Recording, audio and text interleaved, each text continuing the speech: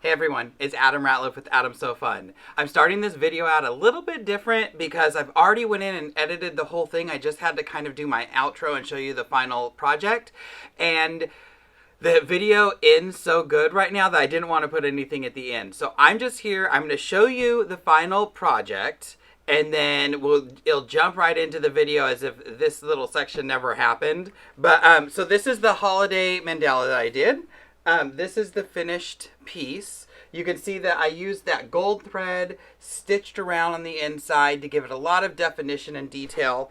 I can't tell if the camera's going to pick this up as good as I wished it would, but there is a pretty good picture at the end of the video, and I'll put a bunch of pictures on my social media.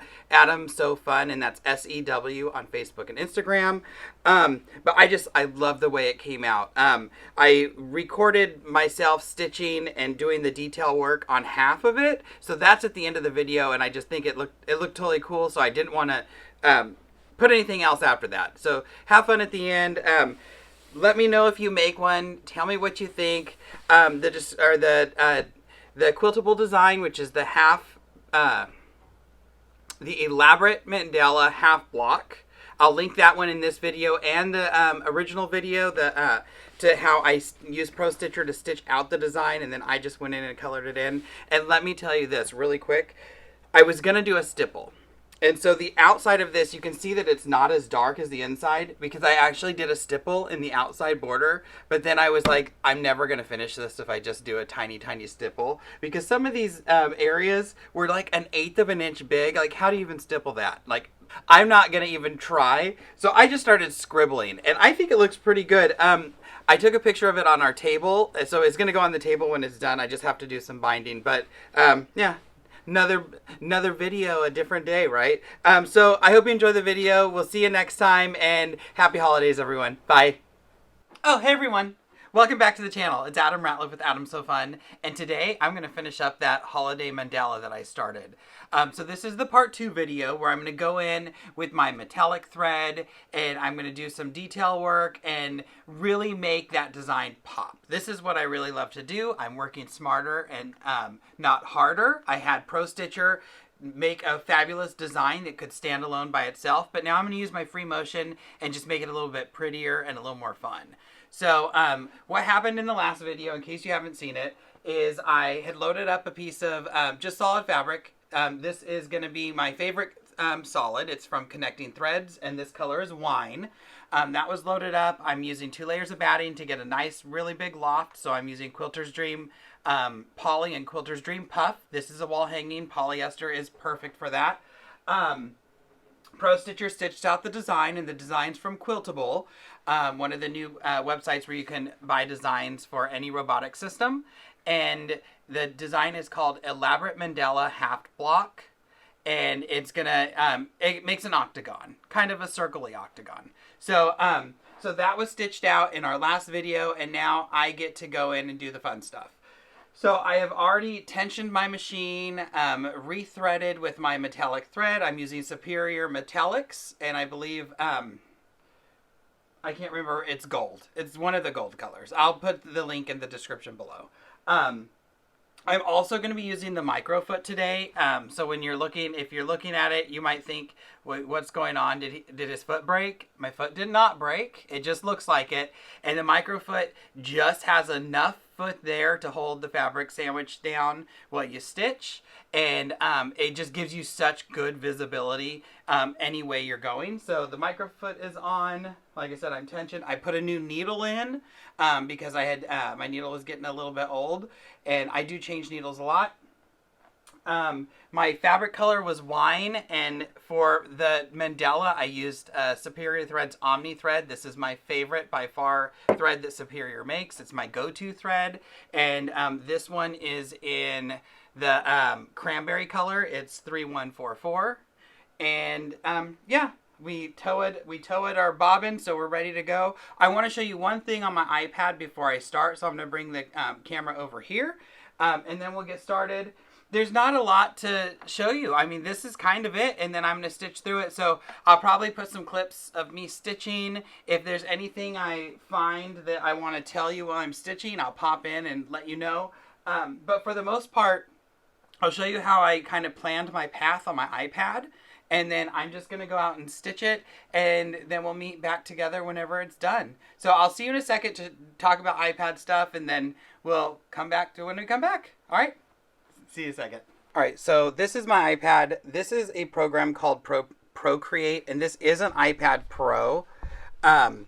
And what Procreate allows me to do is I can take a picture or take a PDF and kind of draw on my design. I do a lot of my designing in Procreate now that I have my iPad. Before I had the iPad, I always use the quilter's preview paper. You can lay it. It's like a cellophane paper that you can lay on your quilt and draw right on top of your quilt so you can kind of see what your designs are. This is what I use today.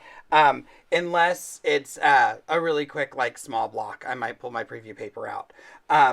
So this is the elaborate mandala. This is the PDF that I downloaded from Quiltable. When I downloaded the design, it came with it, which was awesome because this is what I also used for the previous version of the quilt I made. So if you didn't see the previous version, I went in and colored all of these kind of areas with bottom line thread. So it was a blue background and it just kind of gave a hint of all the colors, but this gave me an idea of what I wanted, what I was looking for.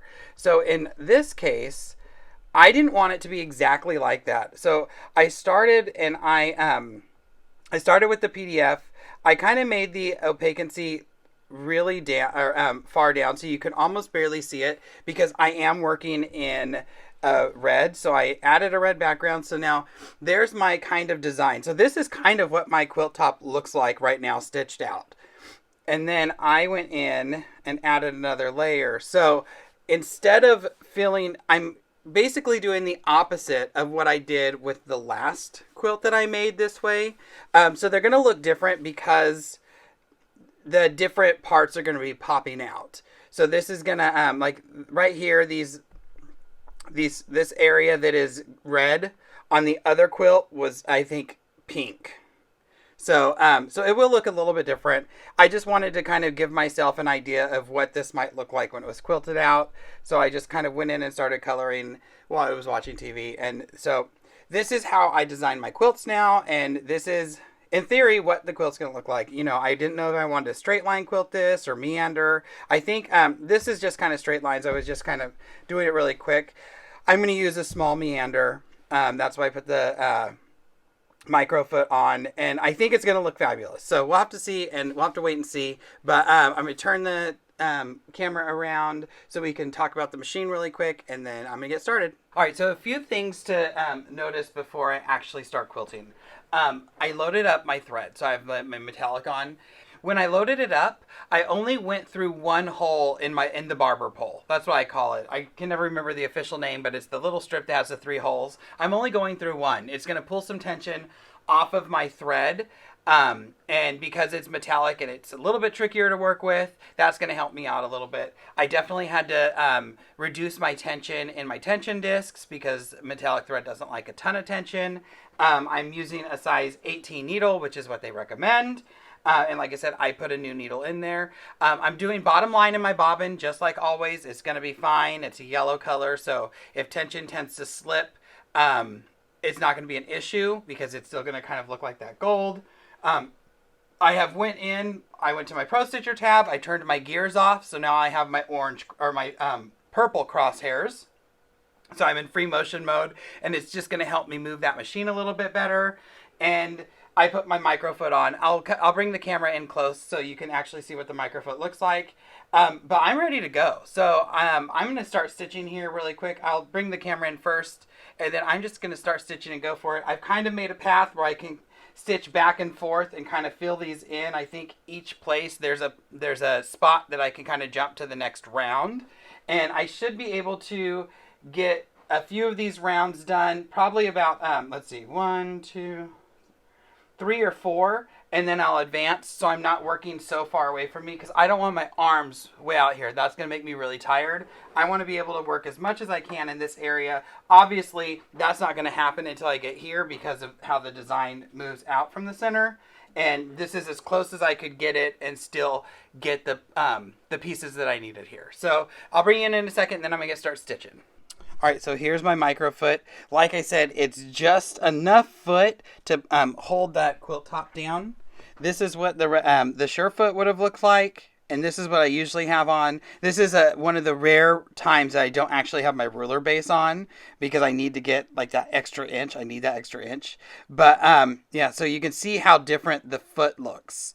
But this is amazing for micro quilting. So if you do any type of small quilting or micro stippling or anything like that, this is a must-have foot. You can see so much.